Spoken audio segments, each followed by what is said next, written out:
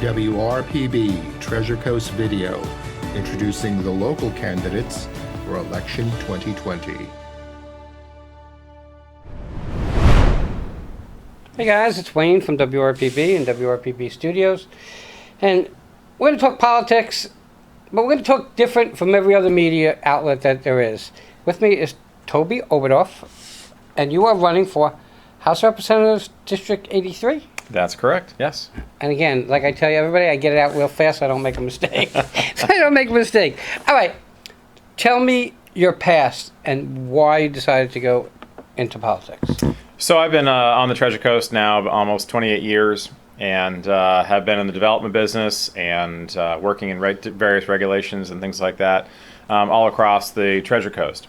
And most recently, as I got more and more involved in this, the regulations became closer and closer to me, and I said, we've got to find a way that we can enhance business, enhance the environment, and really find that balance between economics and the environment. So I chose to really have some great discussions with my dad, was a 30-year Navy vet, and we went back and forth, and finally he looked at me and says, Toby, go and put your money where your mouth is and get into the game.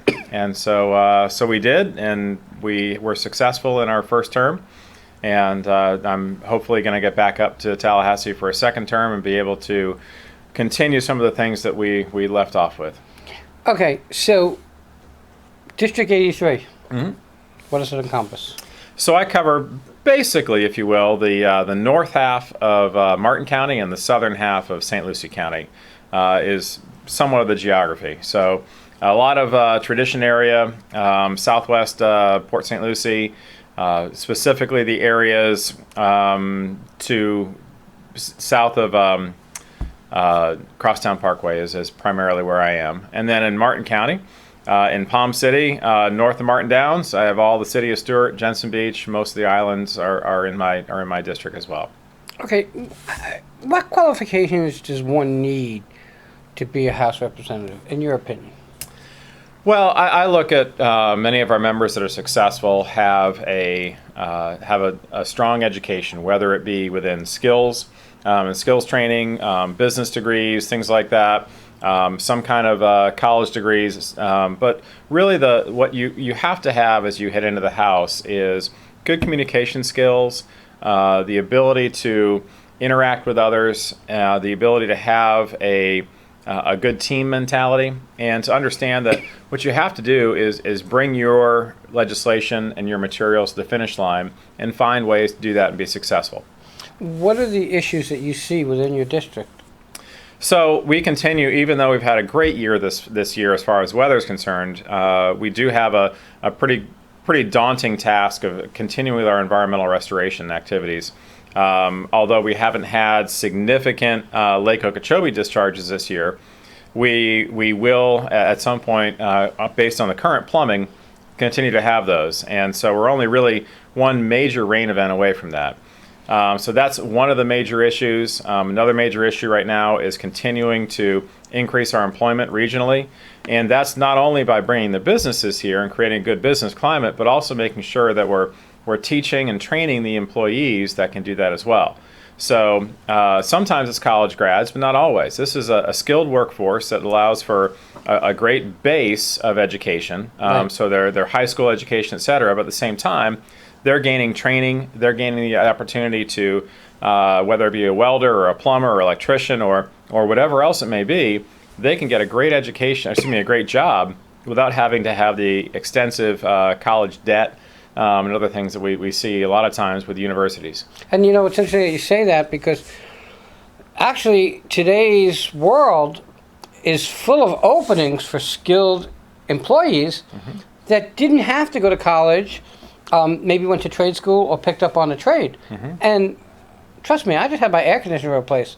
He didn't go to college, and he made a ton of money. Mm-hmm. So I get it, and it's important for us to have that within your district's bag of tricks. Well, this is one of the cornerstones of our campaign is skills training, etc. During my first term, I was able to bring back almost $5 million for the new skills training center located at Indian River State College. And I was the first legislator to be able to bring a chunk of money like that back in many, many a year. Additionally, in working through the skills training, it was, again, a cornerstone, and we have tried to enhance that type of training throughout the district, and we'll continue to work on that. Lastly, what I wanted to ask is, what, like, to me, it amazes me. I mean, I'm crazy because I'm an entrepreneur, okay? But getting into politics, it's got to take a certain amount of determination, okay, and a certain amount of thick skin. Is it hard to have made that decision to get into politics, or you just said, it's got to be done, I'm going to do it? Well, it was a decision that was a family decision, first of all. I was not going to do it while my daughter was home. And when she graduated from college, it kind of opened the door and opened that window for us to go ahead. My wife is 100% on board. She is one of the best assets that I have in the world. And by having that family support, it's been absolutely fantastic. I don't know how some candidates do it without the support of their family and just doing it on their own. That's an area.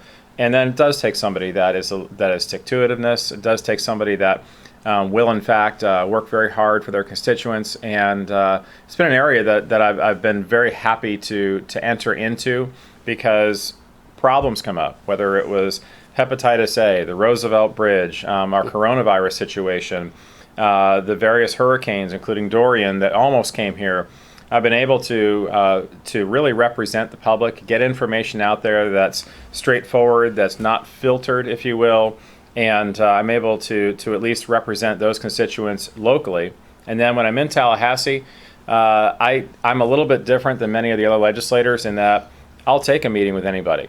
I will talk with anybody that comes up there, whether they agree with my stances or not, because I feel that, you know, I'm the representative, but I'm representing the entire district. Right. And if you're in a different party than me, if you think differently than I do, maybe you can enhance the way that I'm thinking. Maybe you can enhance a point, and if there's some place where we can really meet, or if there's an opportunity that I can work for you, I'll do it. And that's been an interesting thing. You know, when we decided to do this, we decided that we didn't want anybody who came on to talk about any other candidate, and we didn't want to even talk about a political party, because that's not what you're here for. You're here to talk about you, what you're going to do, and you're right.